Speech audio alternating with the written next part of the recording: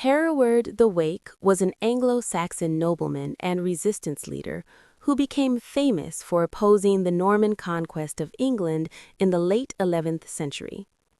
After the victory of William the Conqueror at the Battle of Hastings in 1066, the Normans began consolidating their control over England, replacing many Anglo-Saxon nobles and imposing new systems of authority and land ownership.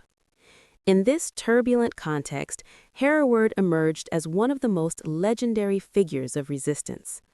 Although historical records about his life are partly mixed with later legends, he is generally believed to have been born in eastern England, possibly in Lincolnshire, and to have belonged to a noble family with land and status before the Norman takeover.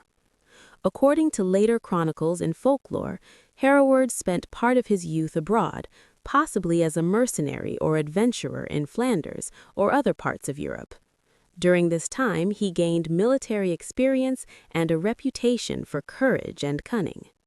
When he eventually returned to England around 1070, he discovered that the Normans had taken control of his family lands and that political power in the country had shifted dramatically in favor of the new rulers. This situation drove him to join and eventually lead a resistance movement against Norman authority.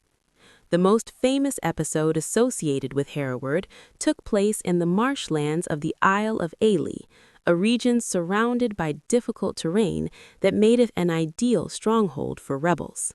There he organized a group of Anglo-Saxon fighters, local supporters, and other opponents of Norman rule.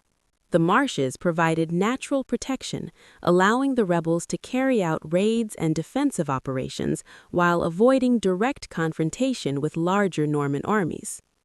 One of the most celebrated actions attributed to Hereward was the raid on the monastery of Peterborough in 1070. The rebels attacked the monastery not only for supplies, but also to prevent the Normans from seizing its treasures and wealth. Although the act was controversial, later stories often portray it as a strategic move rather than simple looting.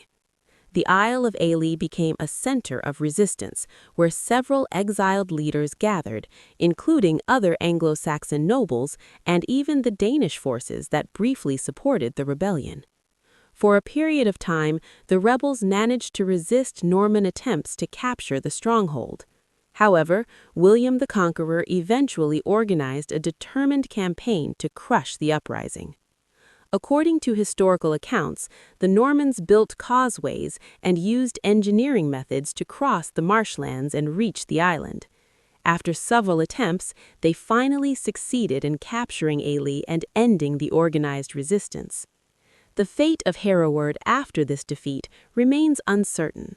Some chronicles suggest he escaped and continued living as an outlaw for a time, while others claim he was eventually pardoned by the king and allowed to live peacefully.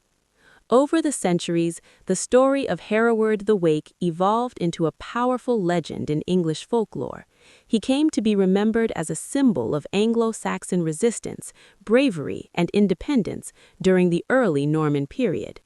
His nickname, the Wake, is sometimes interpreted as meaning the watchful or the vigilant, emphasizing his role as a defender of his people and traditions.